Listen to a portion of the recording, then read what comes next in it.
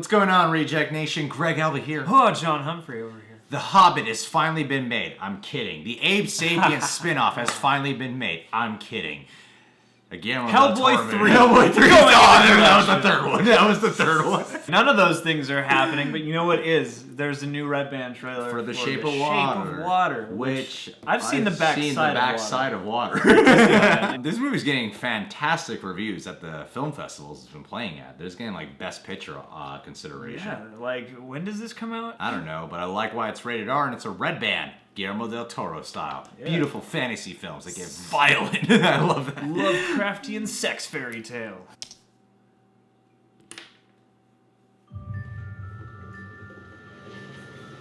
Harry Potter. If you know something about what transpired here, it's your obligation to report it. What does she say? That's good. Looking like you don't know anything. Just whisper that in the Our other. only concern is the asset. The Soviets want it. Do you have it? Sure, I'm getting it back. Did either of you see someone coming in or out of the lab? Nothing out of the ordinary. This is the most sensitive asset ever to be housed in this facility. How'd they get in here? We were looking at a highly trained group of at least 10 men. Efficient, ruthless, clockwork precision.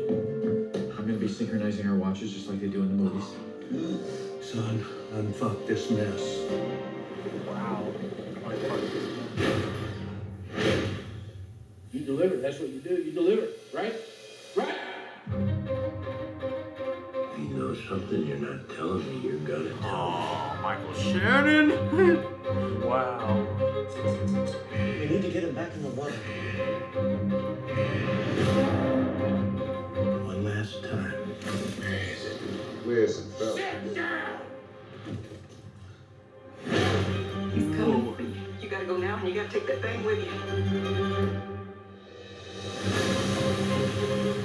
I deliver. What'd you say to me? What did she say? What did she say? She is saying thank you. Wow. That's not Abe. It's not.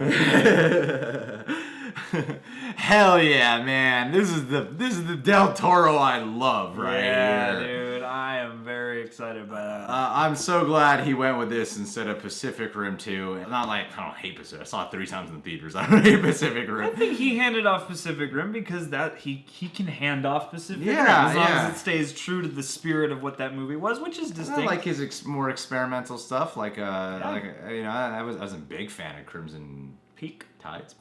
Crimson Peak. Tide. Crimson Peak. This is like, yeah, the director of Pan's Labyrinth right here. You know? Yeah, well, and this is, I don't know, maybe I'm just biased because these are the kinds of movies like I would love to make at some point. Not exactly like this, but like I love it when he does this kind of a thing, when it is not so much. Yeah. I guess because, you know, the movie business is so thin now, you can see right Yeah. through it, so you know, like, oh, the more money, the less vision, you know, usually. I like how the 2 trailers we've seen complement each other very well. This creature, does it have a name? It's called The Asset. Okay. Doug Jones. Doug Jones, who plays Abe. Yeah.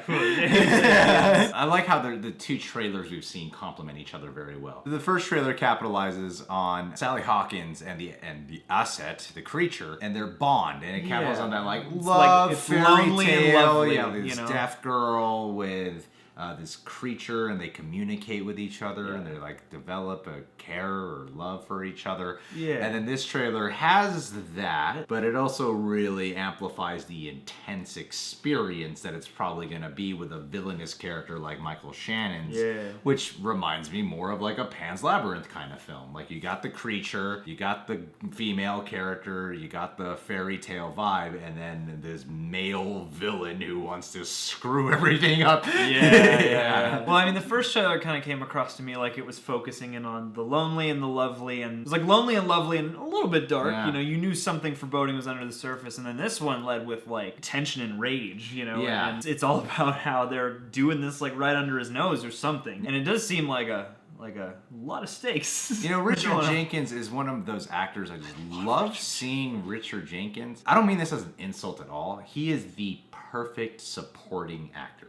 Yeah. You know, like in anything he's a supporting actor in, he is perfect as that. Yeah. He could just blend with any genre, and he's great at lifting up the other actors. Totally. Yeah. It's like he's always memorable, and for some reason he doesn't give like flashy He's just performances. super sincere. Yeah, he's just really sincere. Yeah. You know? And Michael Shannon, God, I love when he goes all dark and intense. I love dark, intense, which he's known for The doing. least intense I've ever seen him was like in The Morning After, whatever Yeah. that Christmas movie was. But the rest of the time, I was just like, he's Mr. Intensity. It just for me. never stops getting old to me. 'Cause I feel like he's- Christoph Waltz as a bad guy, I'm over it. Javier Bardem as a bad guy, I'm Also over it. over it, But yeah. Michael Shannon, oh, I don't want to get bad guys nervous. You know? Well, because he has a variance to me on each of his performances. Basically, feels like a different kind of bad guy, whereas like Yeah. a Christoph Waltz bad guy is just Hans Landa again. Intelligent you know? guy. Yeah, he just has those qualities, like articulate, bubbly, but also Yeah. very sinister. Michael Shannon like always brings a lived-in character. And I like the little touch they had of the creature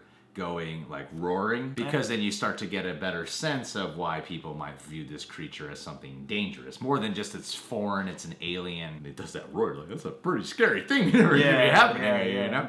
When you It's get like a lot of- it's like Beauty and the Beast kind of tale to me in some ways, you know. And another way of how it's kind of like Pan's Labyrinth is a period piece set around a specific type of war. This is a Cold War era. I think I'll just watch Pan's Labyrinth in this backpack. Yeah. Hey, that would be a good double feature. I think it would be. Because I like, it's in terms of like a dark fairy tale, it's something we get so seldom now, and Del Toro is the master of that. I feel like he could do with one of these. One of these just like, oh yeah, this is a beautiful, it's not hampered by anything, and it's just a tale, you know? And and it looks terrific to me. Looks terrific. And I love the colors too. Like every scene, like the color palette is very specific about gosh. lighting. Like the first, it You starts expect nothing less from a green Del and Toro blue, movie, yeah. and yeah, it just goes without saying, but I said it anyway. Yeah. I like weird love stories, dark fairy tales a lot. They're not, at least movie-wise, I don't get to watch a lot of that stuff. So Yeah, like Mulder and Scully. Are they going to get together in X-Files? I want to believe. That's the thing about you and I, man. We just read each other like that. You're like, you know, click. You guys see that first look at Hellboy? It looks great, doesn't it? Are you guys excited for The Shape of Water? Hey, I got a fun question for you guys. What's that? What movie would you want Guillermo del Toro to actually adapt that you think he might actually stick to? He's not gonna change much. I'll do The Hobbit. Nah. I'll do Justice League Dark. Nah. I'll do Pacific Rim 2.